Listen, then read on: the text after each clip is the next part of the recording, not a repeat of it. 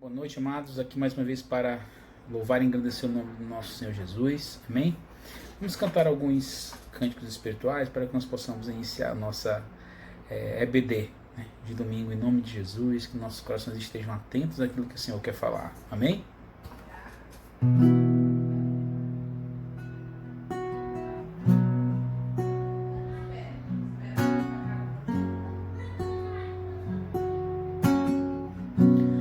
Deus Supremo é soberano em glórias, és incomparável em tua formosura. És incomparável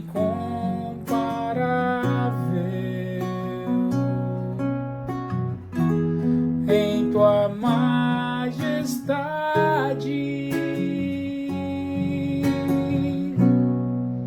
Não há outro Deus como Jeová.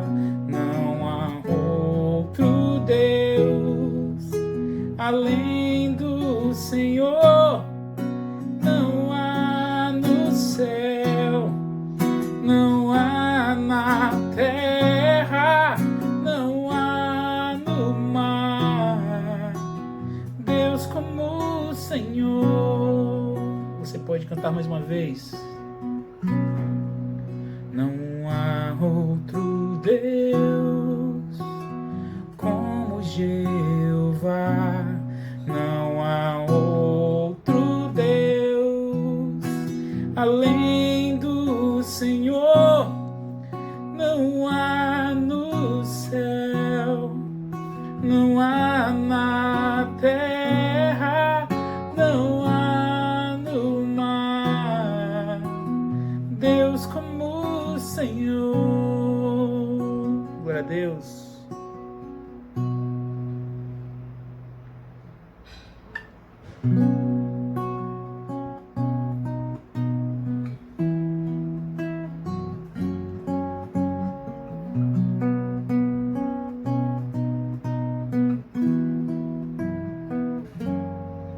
Teu sangue leva-me além de todas as alturas, onde ouço a tua voz. Fala de tua justiça e pela minha vida. Jesus, esse é o teu sangue. Oh, cruz, mostra tua graça. Fala do amor do Pai que prepara para nós o caminho para Ele, onde eu possa me achegar somente pelo sangue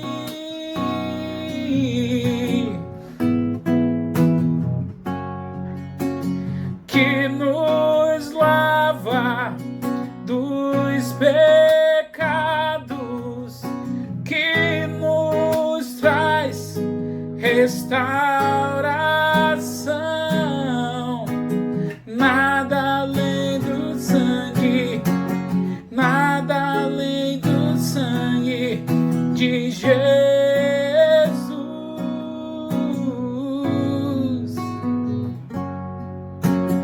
que nos faz brancos como a neve, aceitos como amigos de Deus.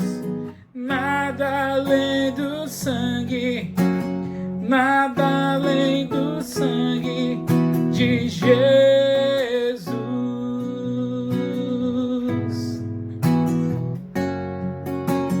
Eu sou livre. Eu sou livre.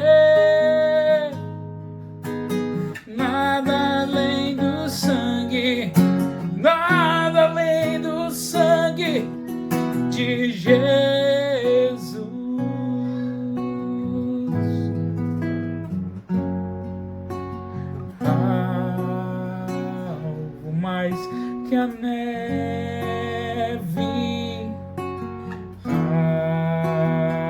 alvo mais que a neve,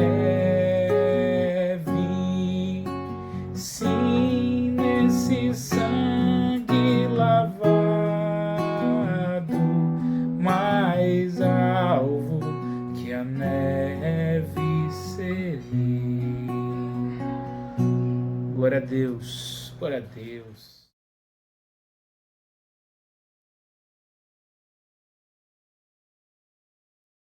Boa noite, amados. Deus abençoe a todos. Estamos aqui mais uma vez para falarmos um pouquinho da palavra do Senhor, podermos conversar um pouquinho na nossa devocional, de domingo, nossa EBD de adultos, Que o Senhor possa nos abençoar, possa nos guardar nesse tempo. Amém? Vamos orar.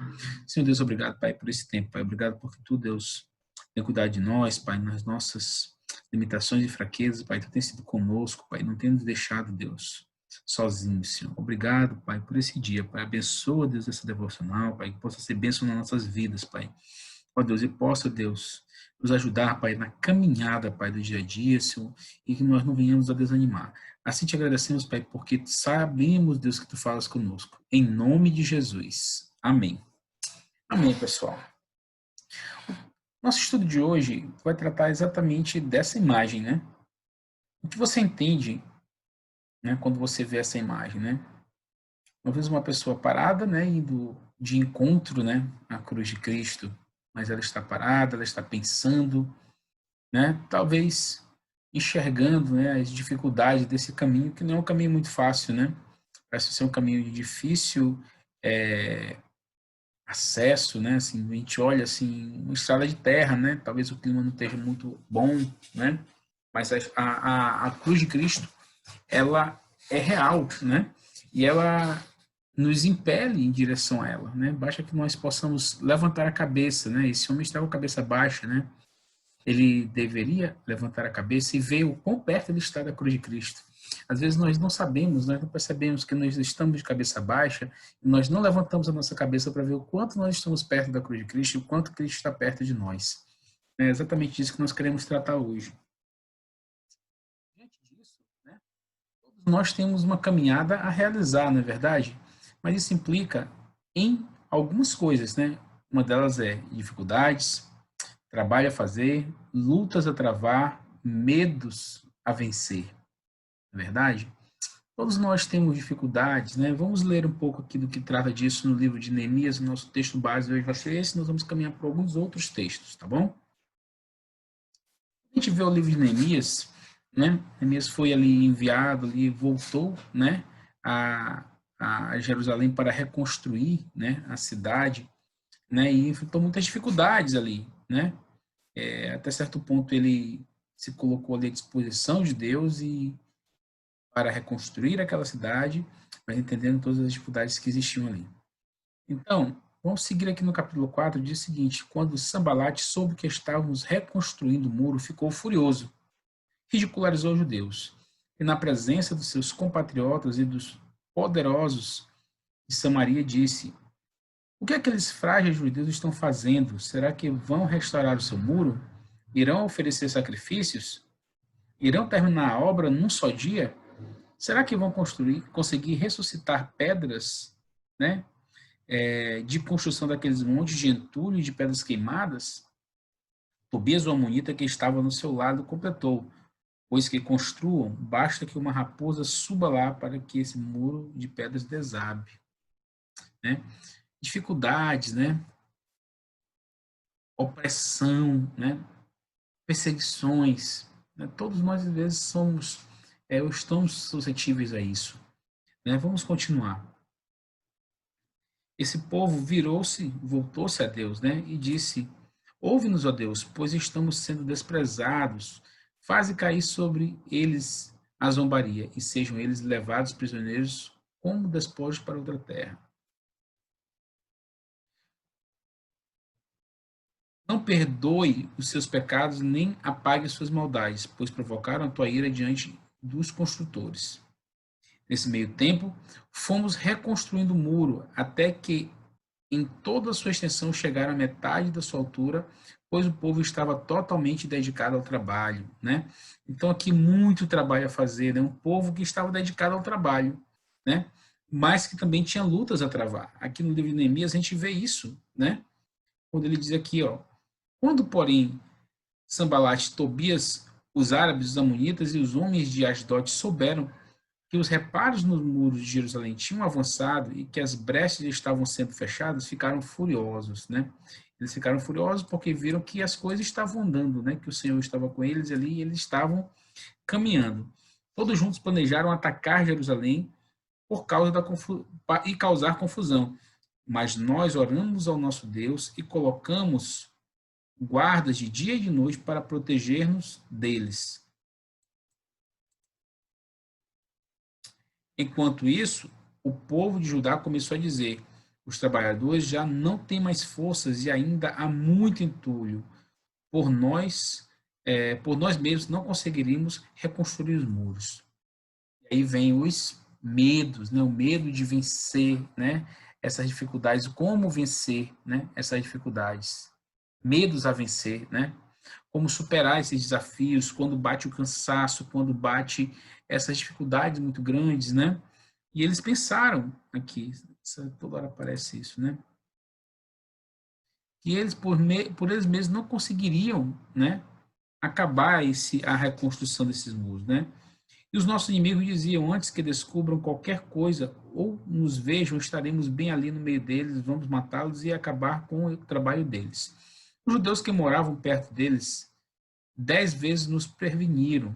Para onde quer que vocês se virem, saibam que seremos atacados de todos os lados. Por isso, posicionei alguns do povo atrás dos pontos mais baixos do muro, nos lugares abertos, divididos por famílias armadas de espadas, lanças e arcos. Fiz uma rápida inspeção e, imediatamente, disse aos nobres, aos oficiais e ao restante do povo: não tenham medo. Lembre-se de que o Senhor é grande e temível, e lutem por seus irmãos, por seus filhos, por suas filhas, por suas mulheres, por suas casas.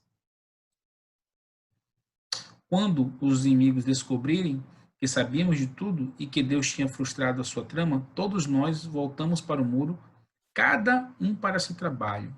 E aqui é interessante porque o povo retoma esse trabalho confiante no Senhor, né? E naquele dia em diante, enquanto a metade dos seus homens fazia o trabalho, a outra metade permanecia armada de lanças, escudos, arcos, couraças. Os oficiais davam apoio a todo o povo de Judá que estavam construindo o mundo. Aqueles que transportavam material faziam trabalho com uma mão e com a outra seguravam uma arma.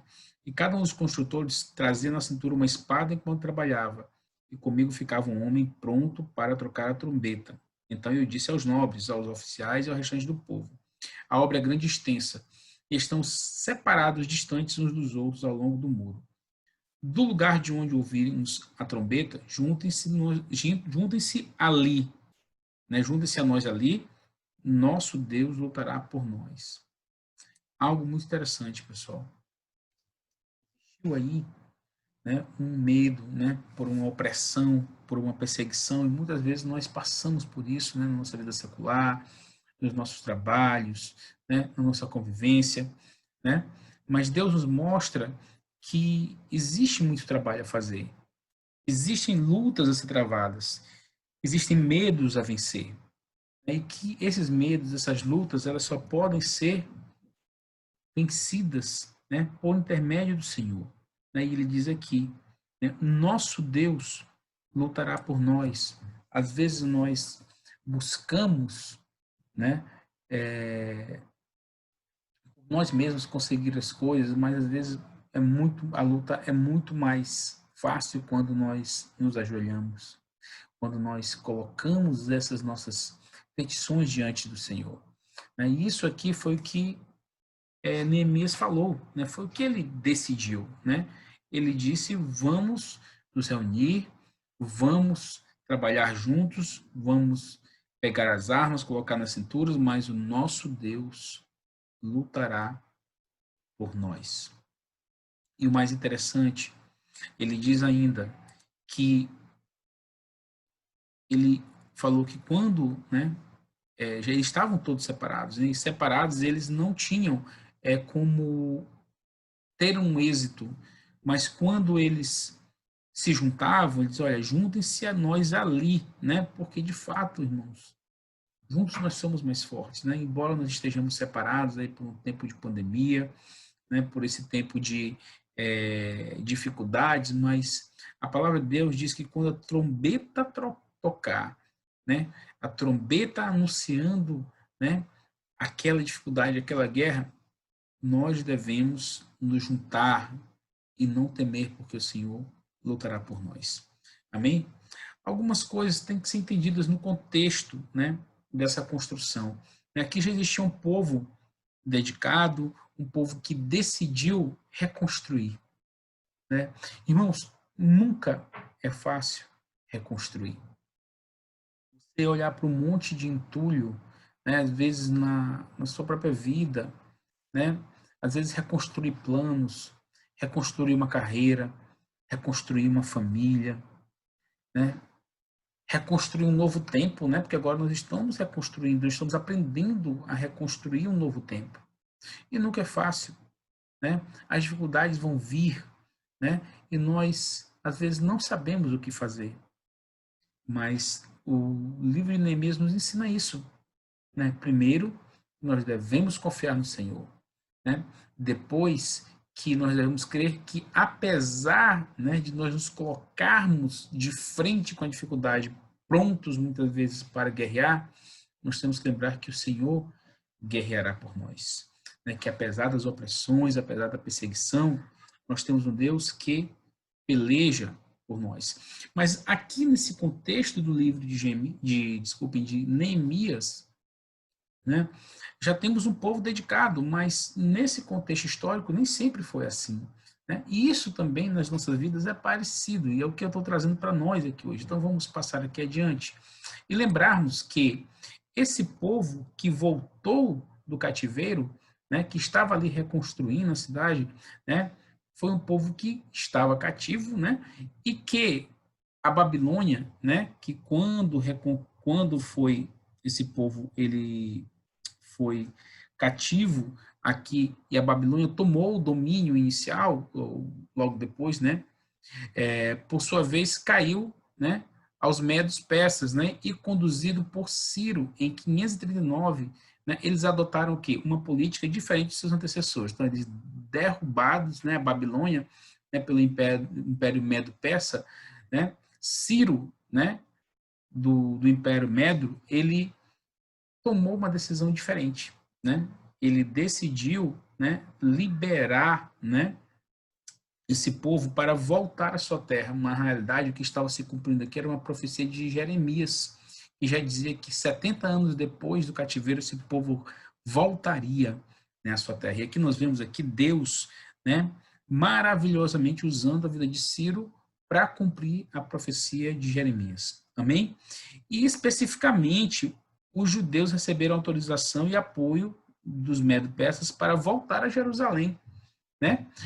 Isso aí é tratado no livro de Esdras, né? É tratado no livro de Esdras. Enfim, né? O capítulo 1 ao capítulo 6 desse livro vai relatar o quê?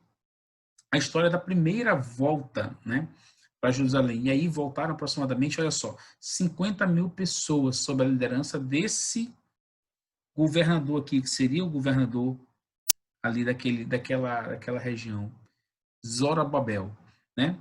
E a construção básica desse templo foi terminada, olha só, uns 20 anos depois que Zorobabel voltou. Então nós vemos aí um povo, né, que apesar de 70 anos de cativeiro, né, praticamente 70 anos de cativeiro, parece que não aprendeu muita coisa.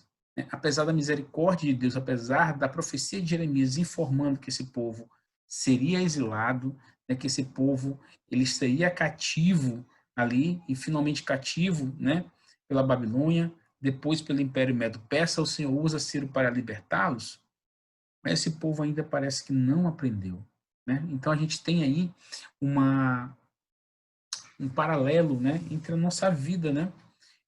Hoje mesmo eu vinha comprar uma comida e eu vi algumas pessoas, né, adentrando um estabelecimento sem uso de nenhum tipo de, vamos dizer assim, de EPI, né, de proteção, de máscara, de nada. E eu achei aquilo tão esquisito e pensei assim, será que nós não aprendemos, né? Ainda com isso, nós não ainda o quanto falta, né? O quanto esse povo precisa sofrer, né? Para que aprenda, né? De Deus, a sua vontade, a sua perfeita vontade. E a gente vê aqui um povo voltando e que 20 anos depois da volta, ainda a construção básica do templo tinha sido realizada, né? Pessoal, às vezes nós estamos na igreja por muito tempo, né? A palavra de Deus diz que nós somos o templo de Deus, que nós somos a casa do Senhor, que nós somos morada do Pai. E a grande pergunta é: quanto tempo nós temos, né, de igreja? Quanto tempo nós temos de convertidos, né? Como está a casa de Deus? Né? Como está a casa do Pai? Nós estamos ainda numa construção básica, né, do templo de Deus? Ou nós estamos num estado avançado de construção, como estava aquele povo ali, já na época de Neemias? Essa é uma comparação que eu gostaria de fazer. A gente traz aqui um contexto histórico, né, que às vezes é longo, é complicado, difícil de entender, né, de profetas, Jeremias, Esdras, Ageu, né, pessoas que foram utilizadas por Deus, né, dentro desse contexto, né, do cativeiro do povo de Israel, e para falar de como Deus amou esse povo e de como Deus libertou esse povo, né? Voltaram essas 50 mil pessoas e esse povo, apesar do tempo, passou-se 20 anos e ainda uma construção básica do templo havia sido realizada. Nas nossas vidas, como é que isso está? Né? Nas nossas vidas, como está funcionando a construção do templo do Senhor? Ainda está, como perguntei agora há pouco, numa construção básica ou estamos num estado avançado, decididos a reconstruir ou a construir esse templo? Estamos com as espadas nas mãos, né, trabalhando com uma mão e segurando uma espada na outra, né, decididos à construção desse templo, apesar, né, das investidas de Satanás, apesar das investidas do mundo, né, apesar da opressão, apesar das dificuldades? Esse é um bom questionamento que nós temos que fazer hoje para nós mesmos. E aí vem o profeta Ageu e denuncia esse povo, né? Ele diz que o estado de indiferença apoderou-se desses 50 mil exilados, né? Essas pessoas que retornaram, né, com a resolução de reconstruir a casa de Deus, né? Retornaram aqui com a condição, né? Acabei escrevendo errado aqui, mas com o objetivo de reconstruir a casa de Deus. E passaram-se 20 anos e nada aconteceu. Porque o povo dizia ainda não chegou o tempo, né?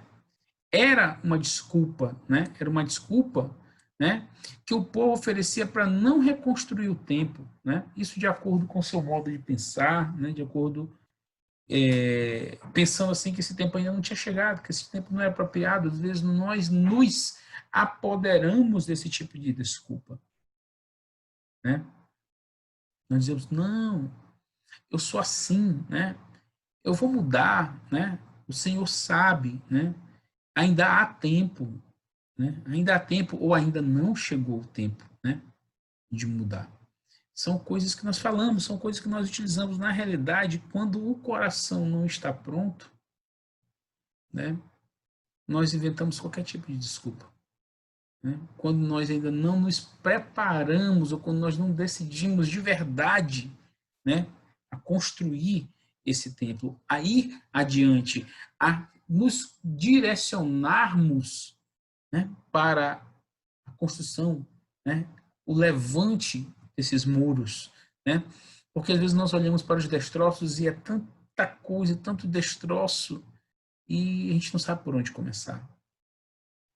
Mas o Senhor nos incentiva a fazer e diz: eu pelejarei com vocês. O Senhor lutará por nós. E o Senhor nos liberta, né? Quando nós fomos resgatados por Cristo, nós fomos libertos, né? Nós fomos libertos, né? Se Cristo nos libertou, né, verdadeiramente nós fomos libertos. E essa liberdade que Cristo nos deu, ela foi para reconstruirmos aquilo que um dia nós destruímos por estarmos distantes do Senhor. E isso não pode ser retardado. Isso não pode ser parado. Nós não podemos travar isso. Nós temos que nos direcionarmos para isso, né? Precisamos aprender algumas coisas nessas adversidades, né? Primeiro, nós somos rebeldes e infiéis, mas Deus é fiel. E a palavra de Deus nos mostra isso, né? A rebeldia, ela traz consequências, né? Guerra.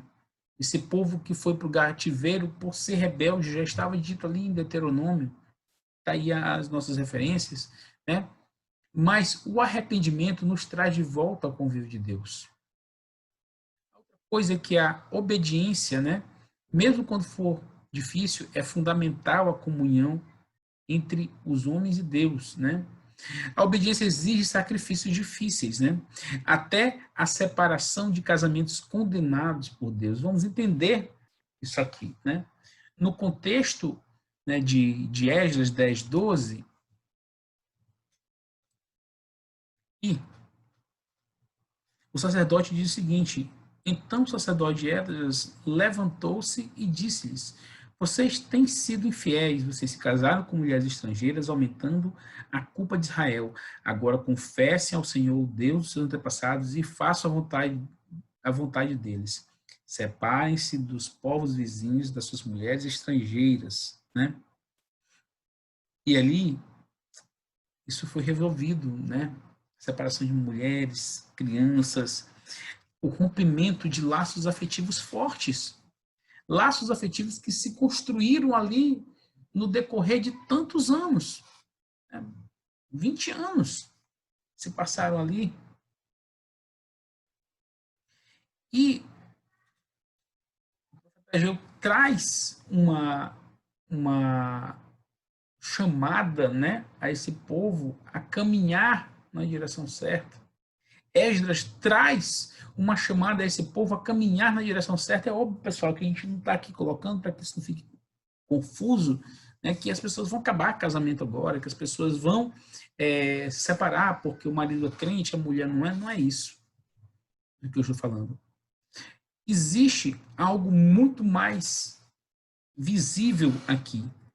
Não eram as mulheres, não eram as crianças aqui, esse contexto histórico diz respeito à adoração de outros deuses, porque esse povo pagão, eles eram politeístas.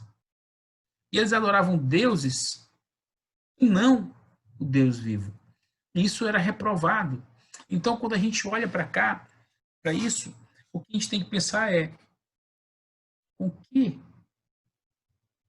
eu estou me casando? Né? O que eu estou ligado, né, me impede, né, de ter um relacionamento real com Deus? Né? Qual tipo de aliança que eu estou fazendo? Né? Que tipo de relacionamento eu estou cultivando, né, que pode estar desagradando ao Senhor? Às vezes é um negócio, né? Às vezes é uma relação de trabalho, às vezes,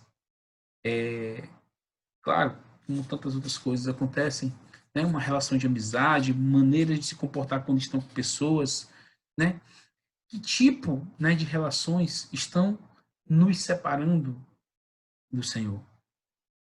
Aqui, no contexto histórico de Esdras, era exatamente a adoração a deuses pagãos, né? A relação com o casamento com outros povos que levou esse povo também a adorar a deuses pagãos.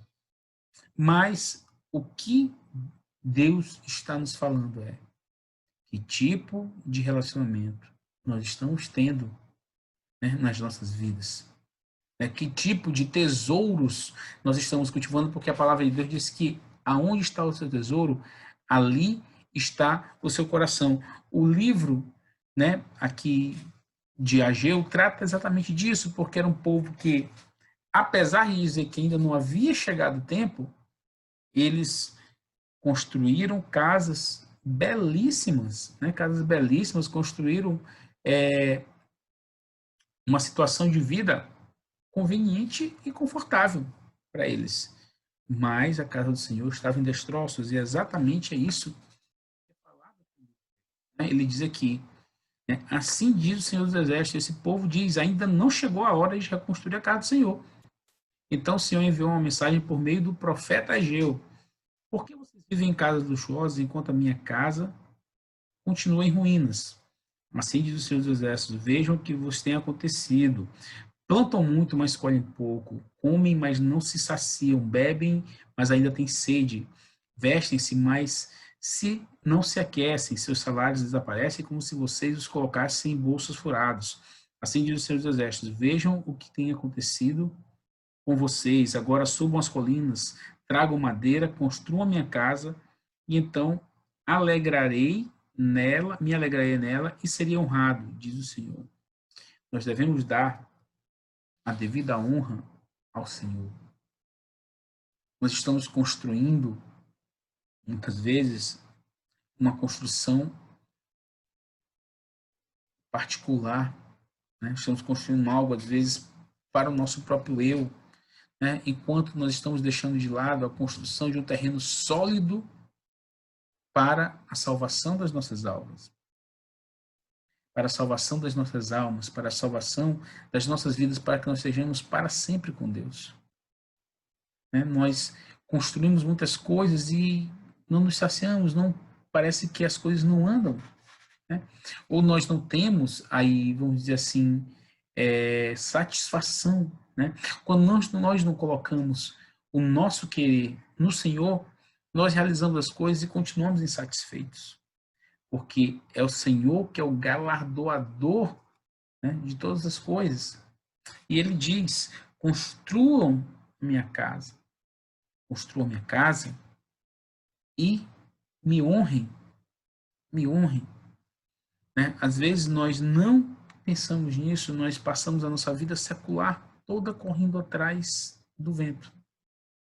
E nós esquecemos de nos reportar ao Senhor.